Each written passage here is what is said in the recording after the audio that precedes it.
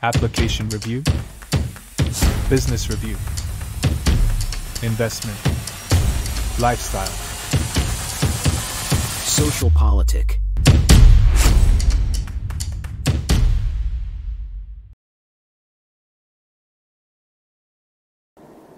Halo Bapak Ibu, saudara-saudari sekalian, lovers and haters. Salam cerdas Indonesiaku. Jumpa lagi kita pada kesempatan kali ini.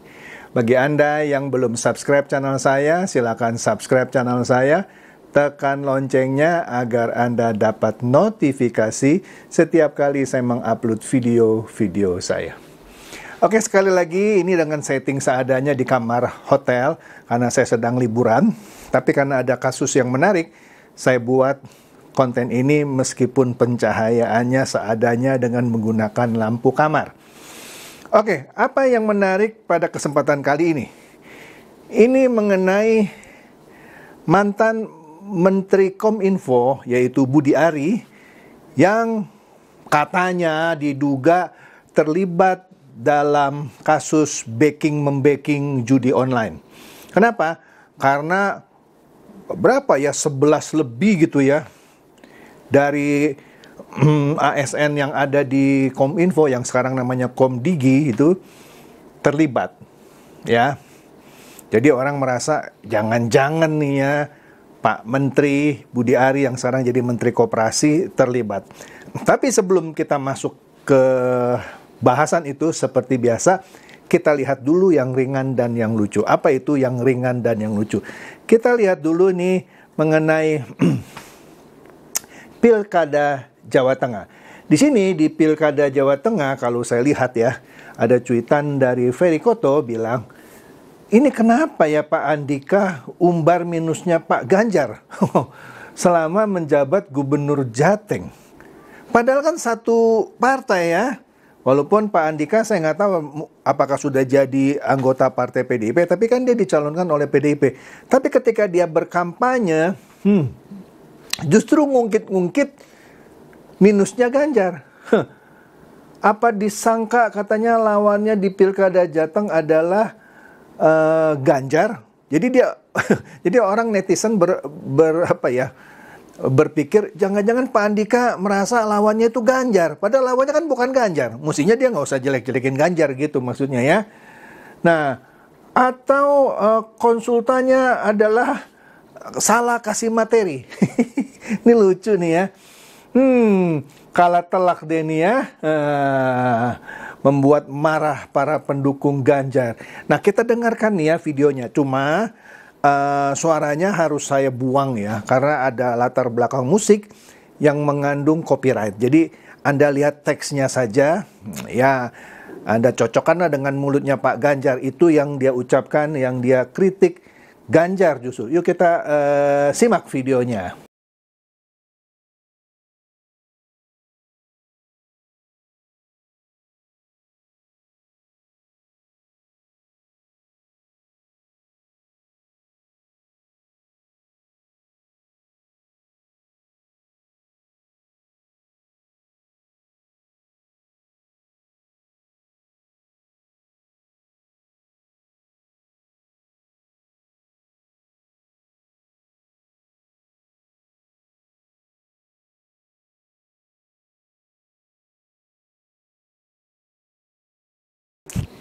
Anda lihat tadi ya, ini kan ya selama 3 tahun terakhir ya, di situ kan lagi Ganjar sebagai Gubernur Jawa Tengah ya kan. 7 dari 10 indikator menunjukkan ya jeleknya gitulah Jawa Tengah, soal perekonomian, soal penilaian KPK dan segala macam. Oke?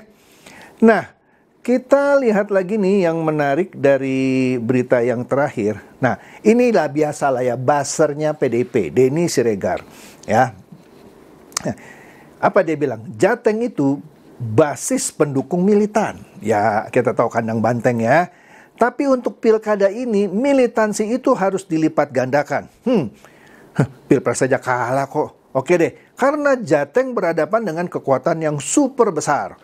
Ya super besar lah karena didukung oleh Jokowi dan Pak Prabowo ya. Walaupun orang sekarang lagi berargumentasi, kok presiden ikut cawe-cawe sekarang? Coba cek undang-undang, boleh nggak cawe-cawe ya?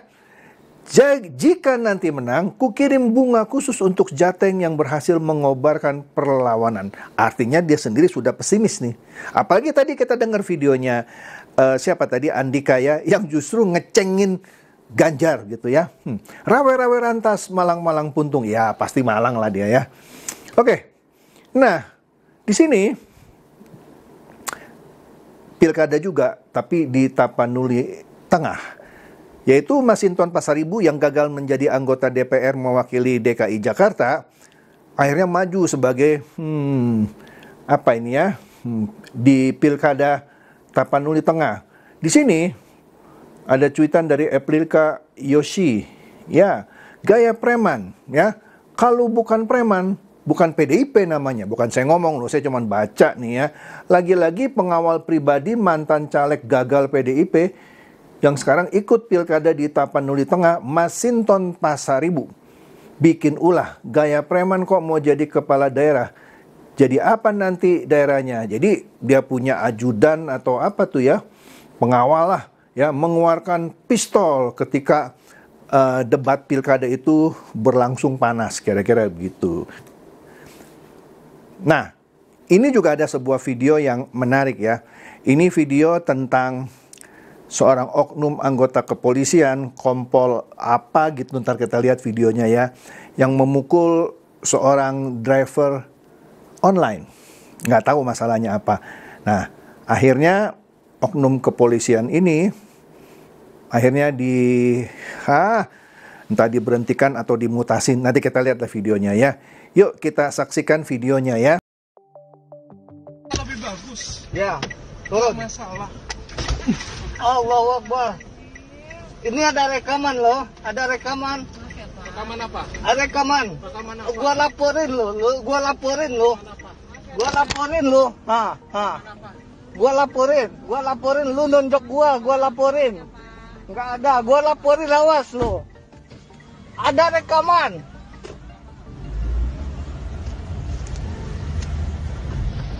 Lebih bagus. Ya, turun. Masalah. Allahu Akbar. Ini ada rekaman loh, ada rekaman. Rekaman Kita lihat ya. Mohon maaf, mentang-mentang anggota kepolisian seenaknya mukul orang dan cuman berdamai begitu saja. Coba kalau orang biasa ya, mungkin nggak bisa berdamai begini. Tapi udahlah, kita lihat dia sudah dipindah tugaskan, dia tuh dicopot bagaimana, saya nggak ngerti lah. Oke. Nah di sini Gibran ya sedang diperbincangkan ini ya. Ada ini terpotong nih ininya ya. Ini ditulis di Kompasiana juga ya. Katanya Gibran buka jalur aduan langsung, lapor Mas Pres gitu ya. Mas Wapres maksudnya. Terobosan baru yang dekat dengan rakyat. Sudah dicoba oleh teman saya, ini benar layanan ini ya. Itu ada nomor WhatsApp-nya kalau Anda mau mengadu gitu ya.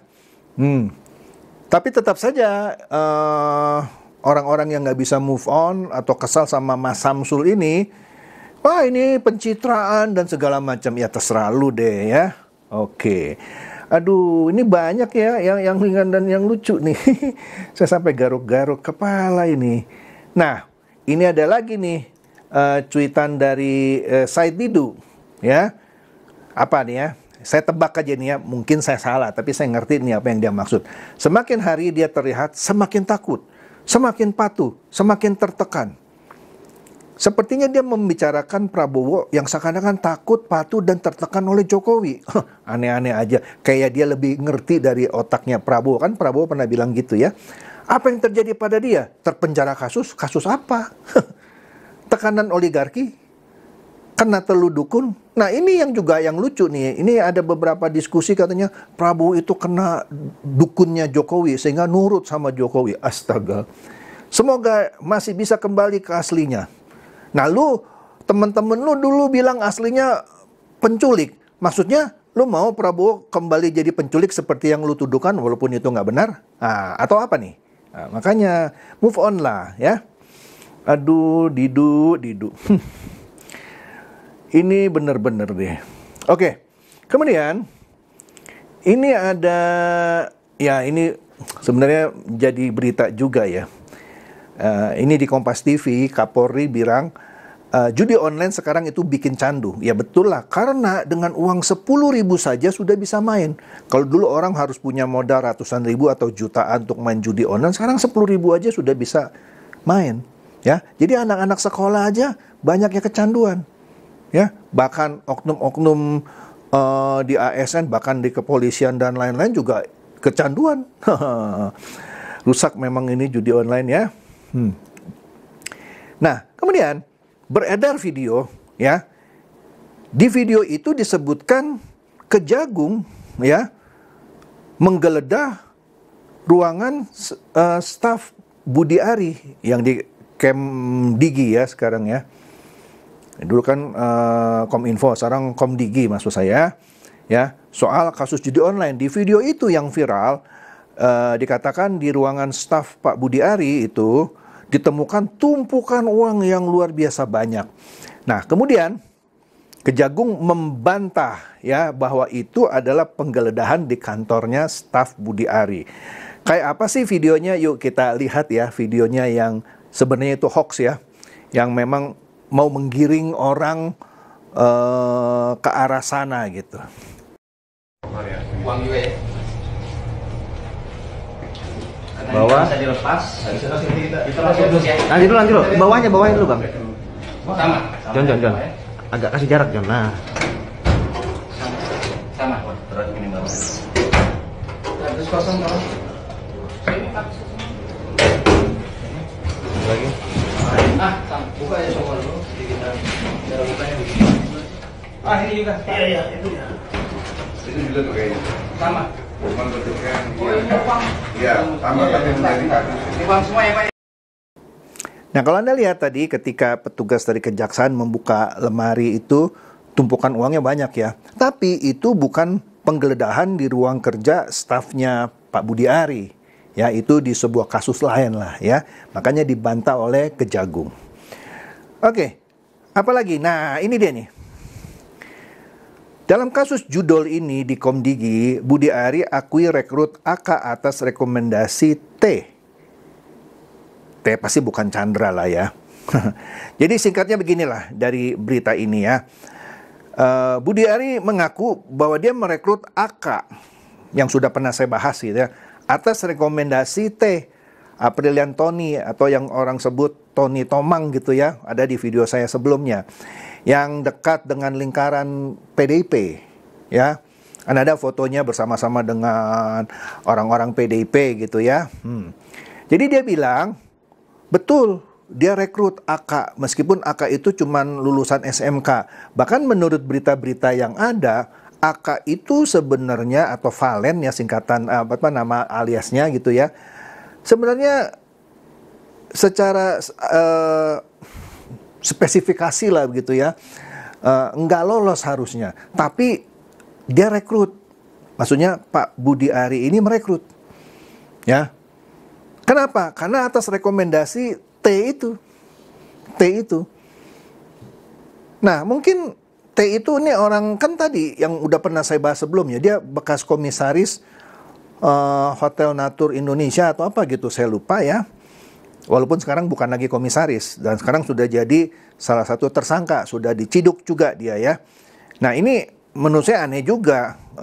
Ini hebat juga berarti si T ini ya, si Aprilian Tony ini, atau yang singkatannya Tony Tomang ya. Jadi AK ini direkrut atas rekomendasi dia, dan Pak Budi Ari percaya aja. Jadi Pak Budi Ari bilang dia juga jadi korban gitu ya. Nah, menariknya rekomendasi dari T ini bilang AK ini jago menghacking. Jadi sehingga dia bisa benar-benar menjadi tim untuk menggerebek gitu ya website judi online. Padahal dalam prakteknya dia ikut melindungi, ada 1.000 kan situs judi online yang direkrut ya, sorry, yang dilindungi lah salah satunya oleh AK ini ya. Jadi Pak Budi Ari bilang, ya saya juga korban Nah, oleh karena itu, menariknya Metro TV ya pada tanggal 12 November lalu ya membahas mengenai perlunya aparat penegak hukum untuk memeriksa Pak Budi Ari ini. Ada videonya, cuman saya lupa saya taruh di mana ya, ketika Pak Listio Sigit diwawancara mengenai apakah kepolisian akan memeriksa Pak Budi Ari. Kemudian Pak Listio Sigit menurut saya jawabannya normatif ya. Ya pokoknya siapa saja yang terlibat ya akan kami periksa. Ya betul lah. Ya saya setuju ya, siapapun nggak peduli ya harus diperiksa keterlibatannya ya. Jadi di sini pemeriksaan Budi Ari menurut Metro TV wajib dilakukan. Saya sih cukup setuju gitu ya.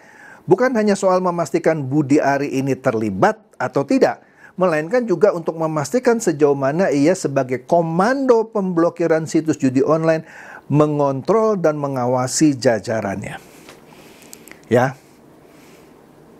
Kalau di Jepang, mungkin Pak Budi Ari ini dia resign atau bahkan bunuh diri gitu ya. Karena dianggap dia tidak bisa mengontrol jajarannya. Tapi itu kan bukan budaya Indonesia ya. Tapi yang pasti ini kecolongan seperti tadi kan pengakuan Pak Budi Ari. Ya, saya cukup setuju bahwa ya diperiksa aja Pak Budi Ari untuk melihat sejauh mana dia dibohonginya. Atau sekaligus membuktikan dia terlibat atau tidak terlibat begitu ya. Karena ini menjadi pembelajaran yang penting untuk kementerian-kementerian lain. Harus membuat suatu SOP yang benar supaya jangan sampai disusupi oleh orang-orang yang justru bisa menggerogoti bahkan menjatuhkan kementerian itu. Ini adalah sebuah contoh yang bisa dipakai untuk mengantisipasi kejadian serupa mungkin di kementerian lain. Oke? Jadi saya setuju bahwa ya lakukan saja pemeriksaan. Justru kalau tidak dilakukan pemeriksaan terkesan seakan-akan Polri itu menutup-nutupi Pak Budi Ari ini. Diperiksa aja, kalau memang tidak bersalah ya nanti diumumkan tidak ditemukan unsur kesengajaan bla bla bla. Ya, jadi itu juga untuk memberikan suatu pelajaran bagi kementerian lainnya agar hal seperti ini, apalagi yang menyangkut pengamanan atau apapun, itu justru jebol gitu. Oke, itu saja dari saya. Semoga ini mencerdaskan dan mencerahkan Anda semua. Silakan share video saya ini kepada teman-teman, sahabat atau kerabat supaya mereka tambah cerdas dan tercerahkan. Seperti biasa, terima kasih.